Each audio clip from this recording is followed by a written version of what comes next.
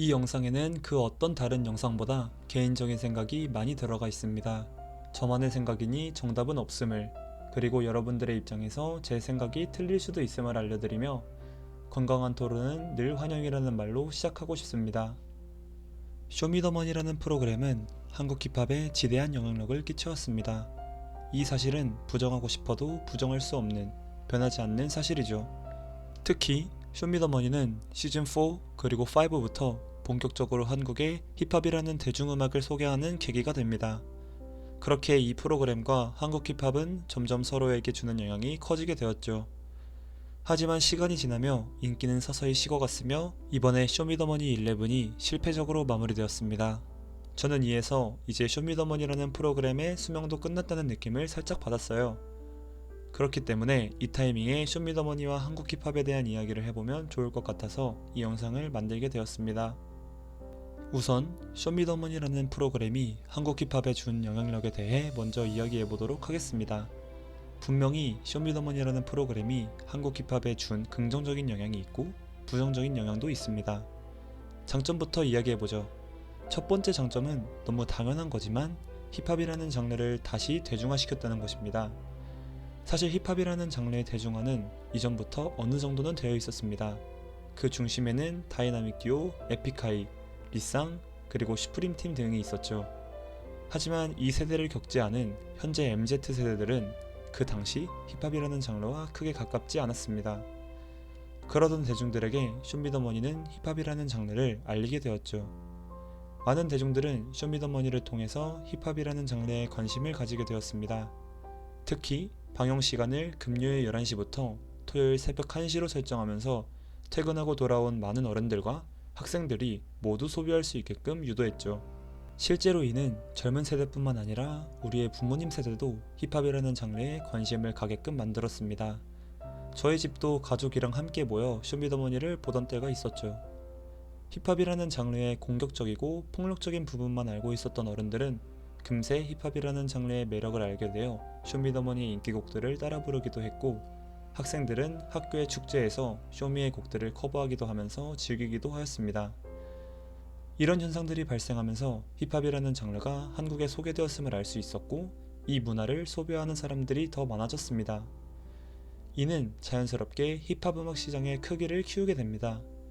시장의 크기를 키운다는 것은 그 씬에 있어서 돌아가는 자본의 양이 늘어난다는 것이며, 이는 당연히 공급자와 소비자에게 동시에 긍정적인 영향을 주었습니다. 쇼미더머니를 통한 히트곡이나 인지도를 통해서 소비자들은 창작품들을 더 많이 소비하게 되고 공급자들에게는 더 많은 돈이 들어옵니다. 저작권료를 받거나 행사를 띄거나 광고가 들어오거나 혹은 본인의 앨범을 들어보는 소비자가 많아지는 등 다양한 방면에서 돈의 순환이 시작되죠. 그리고 공급자들은 이렇게 얻은 돈으로 다시 창작 활동을 진행합니다. 작업실에서 더 좋은 장비나 더 훌륭한 조력자를 구해 더 나은 음악을 만들려고 노력하기도 하며 더 많은 콘서트를 개최하려고 애쓰기도 합니다. 혹은 음악과 밀접한 관련이 있는 패션계에 투자하기도 하며 다른 아티스트를 키워주려는 움직임이 보이기도 하죠. 그럼 다시 이 아티스트의 팬들은 이러한 것들을 소비합니다. 이들이 더 좋은 환경에서 만든 더 좋은 음악을 다시 소비하는 것이죠. 콘서트에 가거나 음원을 듣거나 CD, LP를 사는 등 다양한 형태의 소비가 발생하게 됩니다. 즉, 공급자에게는 더 좋은 환경과 행복하게 음악을 만들 수 있는 환경이 제공되며 더 큰 액수의 돈을 벌 수 있게 된다는 장점이 생깁니다.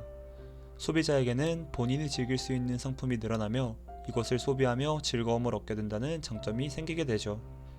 이는 선순환의 연속을 만듭니다. 물론 쇼미더머니가 이런 현상을 일으켰다고 확언할 수는 없지만 분명히 어느 정도 기여했음은 틀림없습니다. 이 예시로는 우원재, 릴보이 등이 있죠. 우원재가 쇼미더머니 6에 나올 때는 완전 신인이었는데 쇼미6에서 큰 임팩트를 남기고 좋은 환경에서 음악을 할 수 있는 기회가 주어집니다. 그리고 현재도 다양한 행보를 걷고 있죠. 릴보이도 마찬가지로 쇼미더머니 9을 계기로 본인의 실력을 알리고 더 활발한 활동을 보여주고 있습니다. 즉, 요약하자면 쇼미더머니는 힙합의 대중화에 기여하였다. 힙합의 대중화는 시장의 크기를 키웠으며 공급자와 소비자에게 긍정적인 영향을 동시에 불어넣어 주었다. 이 정도로 요약할 수 있겠네요. 하지만 긍정적인 효과의 이면에는 당연히 부정적인 효과도 존재합니다. 부정적인 효과가 저는 조금 더 많은 것 같아요. 우선 지금 가장 먼저 떠오르는 것은 힙합이라는 장르에 대해 잘못된 인식을 제공했다는 점입니다. 당연히 엠넷이라는 방송사도 이게 쇼미더머니가 돈이 되어야 되니까 시청률을 뽑으려면 최대한 자극적인 콘텐츠를 담아야 했겠죠? 그래서 이 프로그램 안에서 웃긴 요소를 어느 정도 집어넣으며 재미있는 장면을 뽑아내려고 노력했습니다. 이런 현상은 자본으로 돌아가는 세상에서 당연히 발생할 수 있는 현상이니 비난하고 싶지는 않습니다. 다만 이런 장면들은 힙합이라는 장르를 우습게 느껴지게 표현했다고 느껴지기도 합니다. 또 흔히 말하는 악마의 편집으로 자극적인 영상을 만들거나 또 다른 피해자를 생성해내기도 하였습니다. 이런 부분은 힙합이라는 문화와 장르를 사랑하는 모든 분들에게는 분명 눈의 가시였을 수도 있겠네요. 하지만 이런 부작용보다 더 큰 부작용이자 한계가 있었습니다.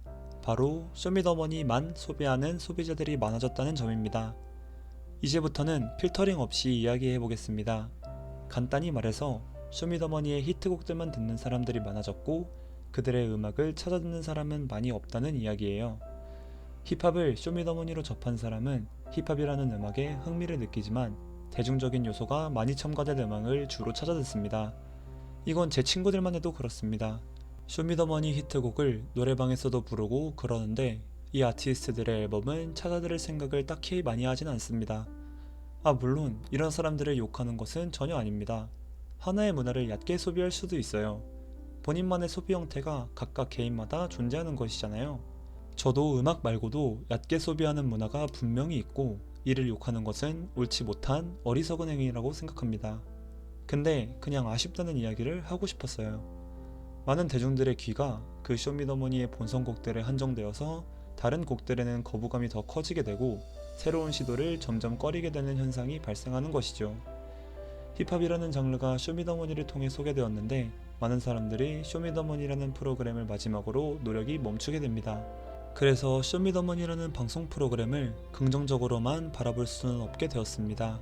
힙합이라는 장르가 소개되어도 잘못 인식되거나 쇼미더머니의 곡들을 소비하고 끝나는 대중들만 늘어나면서 힙합 문화를 건강하게 발전시키지는 못했다는 것이죠.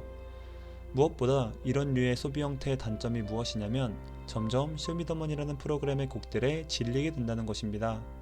그렇게 되면 쇼미더머니에 대한 관심이 줄어들고 힙합이라는 장르가 서서히 묻히게 되겠죠? 특히 이번 쇼미더머니 11은 유독 시청률이 안 좋았는데 아마 지겨운 방송 진행 방식과 비슷비슷한 유형의 곡들에 사람들이 질린 것은 아닐까 생각도 들었습니다.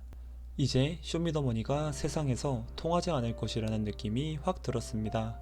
이렇게 쇼미더머니라는 프로그램은 몰락해 가는구나 생각이 들었네요.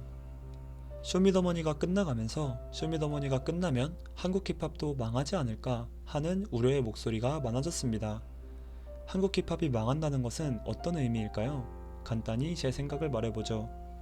우선 쇼미가 망한다는 표현은 무엇이냐면 간단합니다. 쇼미더머니를 진행하려면 돈이 필요하잖아요. 근데 그 결과로 창출된 금액의 마진이 마이너스가 되는 현상입니다.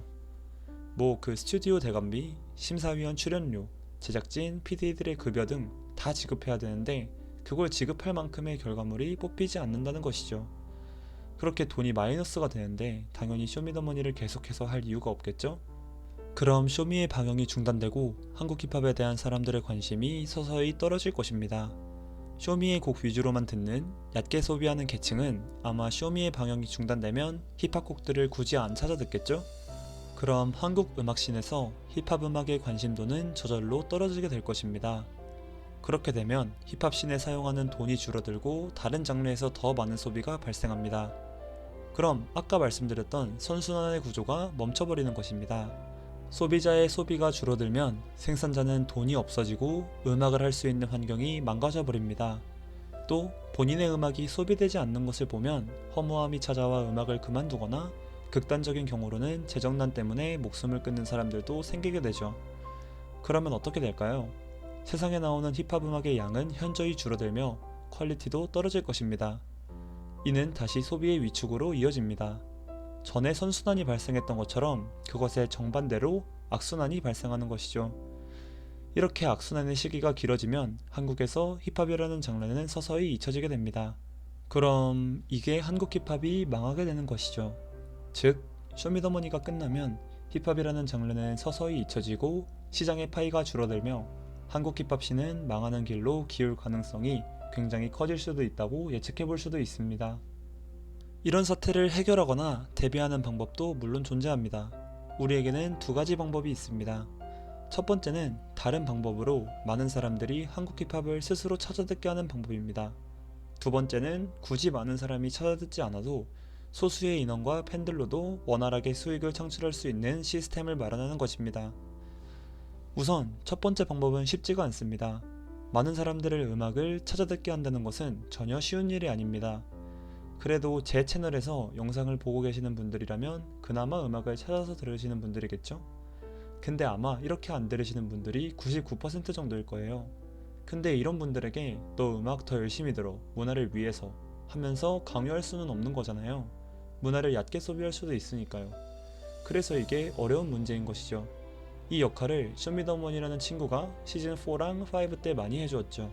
하지만 점점 시간이 지나면서 상업성을 띠는 곡이 많아지며 그 의미는 퇴색됐지만요. 이것을 실현하는 방법에는 여러 가지가 있을 것입니다. 또 다른 TV 프로그램이 등장할 수도 있고요. 음악을 좋아하는 친구가 그렇지 않은 친구에게 음악을 듣는 재미를 가르쳐 줄 수도 있고요. 또는 다양한 음악을 가볍게 리뷰하며 소개하는 유튜버가 될 수도 있습니다. 근데 그럼에도 쉽지 않다는 것이죠. 왜냐하면 많은 사람이 음악에 큰 진심을 가지고 접근하지는 않으시니까요. 특히 한국인들은 다른 국가에 비교했을 때 보수적인 성향이 조금 더 있기 때문에 음악을 앨범 단위로 감상하거나 순수한 음악적 궁금증으로 접근하시는 분들은 굉장히 적을 것입니다. 즉, 첫 번째 방법은 한계가 있다는 것입니다. 그럼 두 번째 방법은 어떨까요? 소비자가 적어도 수입을 낼 수 있는 구조를 마련하는 것입니다. 이게 이해가 안 되실 수도 있는데 간단히 설명하면 본인의 음악을 듣는 사람이 전 세계에 1000명밖에 없다고 해도 그 1000명과 시스템을 이용하여 적지 않은 수익을 창출하는 방법을 모색하는 것입니다. 이것의 예시로는 음악의 NFT화가 있습니다. 음악을 NFT화해서 발행하는 기술은 현재에도 많은 관심을 받고 있습니다. 아직까지는 발전 단계이지만요. 이는 현재 음원 차트의 수익 분배 시스템 구조를 뒤바꿀 수 있는 혁신적인 방안이라는 말이 있습니다. 현재 음원 차트 수익 분배 시스템은 팬이 적은 아티스트들에게 돌아가는 수익이 굉장히 적은 구조를 띠고 있습니다. 실제로 화진님과 마미손씨가 음악의 NFT화에 굉장히 힘쓰고 계시기도 하죠. 어쨌든 미시적으로 개개인이 음악을 찾아듣게끔 하지 못하면 거시적으로 시스템을 바꾸는 방법도 있다는 것입니다. 근데 현재에도 본인이 좋아하는 아티스트에게 직접적으로 소비할 수 있는 좋은 수단이 한 가지 있습니다. 바로 CD나 LP를 구매하는 것입니다. CD는 약 2만원, LP는 약 4만원 정도 하죠. 그래서 여러분들이 특정 아티스트의 팬이시라면 그 아티스트의 CD나 LP를 구매하는 것이 그 아티스트에게 굉장히 좋습니다. 예를 들어서 특정 아티스트의 곡을 1000명이 하루에 3시간씩 스트리밍하는 것보다 1000명이 CD를 사는 게 아마 훨씬 더 큰 수익을 가져다 줄 수 있다는 것이에요. CD 한 장에 15,000원이라고 가정하면 1,500만원이니까요. 그래서 CD를 구입하는 게 음원을 들으시는 것보다 훨씬 이득이 많이 됩니다. 그니까 좋아하는 아티스트가 있다면 CD를 꼭 사주세요. 또 콘서트를 가는 방안도 있죠. 그니까 우리는 지금 현재 미시적으로 개개인이 노력해서 한국 사람들의 성향을 바꿔놓거나 거시적으로 시스템을 바꿔놓아야 한다는 것입니다. 근데 사실 양쪽 다 힘든 게 현실이죠. 특히 한국인들의 귀는 K-팝이라는 장르에 크게 익숙해져 있어요. 이게 안 좋다는 것은 절대 아닙니다. 그냥 지금은 자본주의 사회니까 돈 많은 쪽이 당연히 더 좋은 결과물을 만들어 팔고 돈을 더 많이 써서 나온 질 좋은 결과물을 소비자들이 소비하게 되는 것이죠. 그러면 다시 더 많은 돈을 쓸어 담습니다. 그래서 실제로 씬을 뒤집어 놓으려면 큰 돈을 가진 사람이 움직여야 된다는 것이기도 합니다. 개개인이 바꾸는 것은 당연히 불가능에 가까우니까요. 그래도 특정 음악의 팬이라면 그 장르가 더 알려졌으면 하는 순수한 바람이 있잖아요. 힙합뿐만 아니라 우리나라에서는 록 음악도 그렇고 전자음악도 그렇죠. 락 음악은 그나마 검정치마, 잔나비를 필두로 해서 나름 대중화가 있다고 해도 전자음악 같은 경우는 그냥 처참하죠. 이런 현상이 음악 팬으로서는 조금 안타까워 이런 영상을 만들어 봤습니다. 그래도 이 영상을 보시고 계시는 분들은 음악을 사랑하시는 분들이라고 믿고 있습니다. 이 영상의 결론은 이렇습니다. 쇼미더머니는 힙합의 대중화에 기여했으며 그 영향력은 헤아릴 수 없다. 쇼미더머니의 장점으로는 이러한 것들이 있었고 단점으로는 이런 것들이 있었다. 드러나기 시작한 단점들은 쇼미더머니의 인기를 식게 했다.